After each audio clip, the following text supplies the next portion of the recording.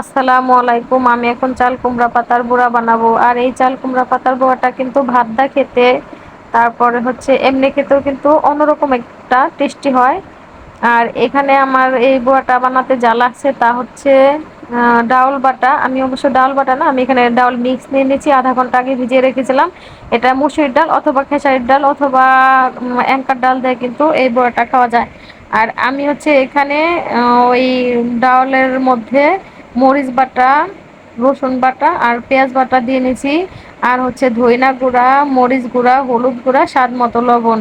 মরিচটা পছন্দ মতো, আমার একটু মরিচটা কিন্তু বেশি খেতে ভালো লাগে ভাজার মধ্যে, আমি তাই একটু বেশি দিছি।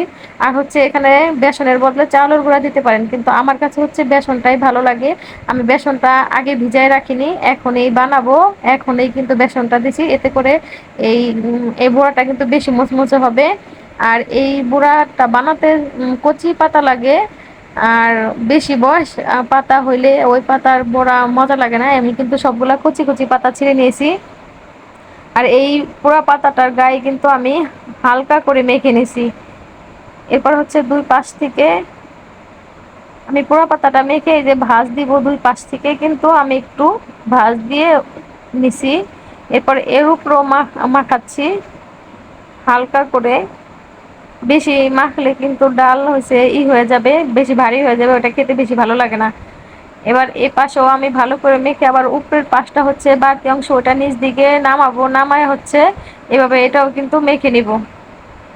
এই পাশটা আমার মাখা হয়ে গেলে এবার অন্য পাশটাও এভাবে মাখাবো। এই পাশটাও কিন্তু আমি মাখাবো। এভাবে করে আমি কিছু পাতা আস্তে আস্তে করে, মানে আস্ত পাতা কিছুটা মেখে নিব, আর বাকি গুলা যে আমি কুচি কুচি করে কেটে ডাউলে মাখাবো, তারপরে বানাবো। এভাবে করে আমার বেশ কিছুটা হয়ে গেছে। আর এই যে কুচি পাতা করে কুচি করে কেটে নিয়েছি, এগুলাও আমি ভালো করে ডাউলের সাথে, অবশ্যই ডাউলের সাথে ভালো করে মেখে হচ্ছে এখন এই যে একটু পাতলা পাতলা করে দিয়ে নেব।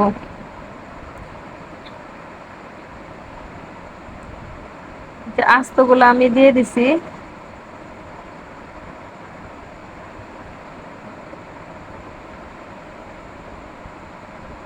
এই বড়াটা কিন্তু গরম ভাতে কিংবা পানি ভাতে খেতেও অনেক মজা লাগে। যারা এতক্ষণ আমার সাথে ছিলেন সবাইকে ধন্যবাদ। ভালো থাকবেন। আল্লাহ হাফেজ।